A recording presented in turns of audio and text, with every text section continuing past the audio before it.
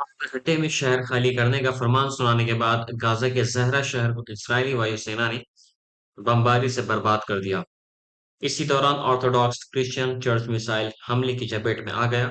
ये चर्च करीब 900 वर्ष पुराना था और यह गाजा का सबसे प्राचीन ईसाई पूजा स्थल था। इजरायली सेना ने कहा कि उसके निशाने पर हमास का कमांड सेंटर था जो चर्च के नजदीक स्थित है। निशाना चूक जाने से मिसाइल चर्च पर जा गिरी। इस चर्च में इजरायली बमबारी से बचने के लिए बड़ी संख्या में ईसाई और मुस्लिम समुदाय के लोग शरण लिए हुए थे।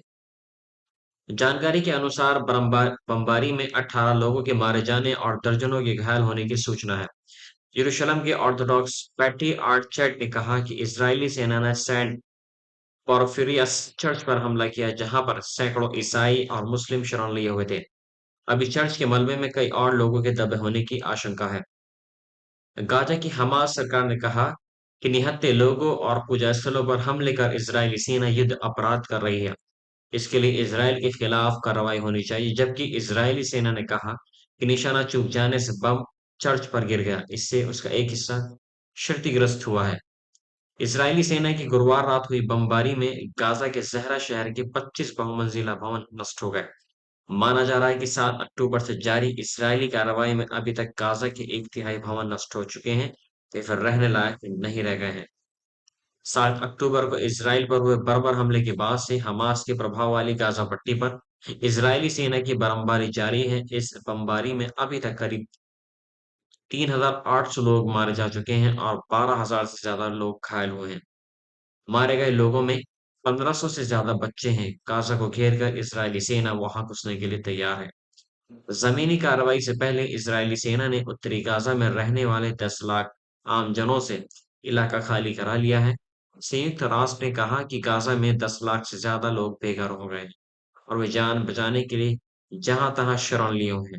गाजा सीमा पर पहुंचे इजरायल के रक्षा मंत्री योएव गैलेट ने सैनिकों को संबोधित करते हुए कहा, अभी आप दूर से गाजा को देख रहे हैं, बहुत जल्द गाजा के भीतर जाकर उसे देख सकेंगे। हमास के खिलाफ छेड़ा गया इजराइल का युद्ध लंबे समय तक चलने की आशंका है। गाजा पट्टी में लंबी लड़ाई खींचने पर वेस्ट बैंक और लेबनान से भी इजराइल पर हमले हो सकते हैं। इस आशंका से इजराइल ने लेबनान सीमा के नजदीक बसे किर्यात शिमोना शहर को खाली करा दिया है। इजरायली सेना और लेबनानी हिजबुल्लाह के बीच हिंसक झड़पें हो रही हैं, जबकि वेस्ट बैंक में एक शरणार्थी शिविर में सुरक्षा बलों की कार्रवाई में 5 बच्चों समेत 13 लोग मारे गए हैं। इसकी प्रतिक्रिया स्वरूप वेस्ट बैंक से भी इसराइल के खिलाफ मोर्चा खुल सकता है। गाजा अक्टूबर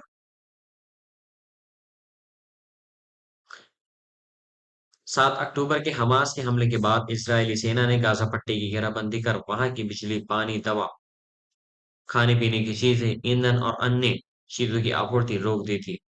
संयुक्त राष्ट्र ने गाजा के हालात नारकीय बताए हैं और बड़ी मानवीय आपदा की आशंका जताई है। विश्व स्वास्थ्य संगठन ने दवा, ऑक्सीजन, चिकित्सा उपकरणों और बिजली के अभाव में हजारों मरीजों के मरने और मलबे में दबे शवों के कारण महामारी फैलने की आशंका जताई है। मिस्र के रफा बॉर्डर पर राहत सामग्री लेकर ट्रक खड़े हैं, लेकिन इजरायली सेना उन्हें गाजा में जाने की अनुमति नहीं दे रही है। इसराइल ने साफ कर दिया है कि वे अपनी जमीन से गाजा को जरूरी वस्तुओं की आपूर्ति तब तक नहीं करेगा जब तक हमास उसके 200 से ज्यादा बंधकों को रिहा नहीं करता।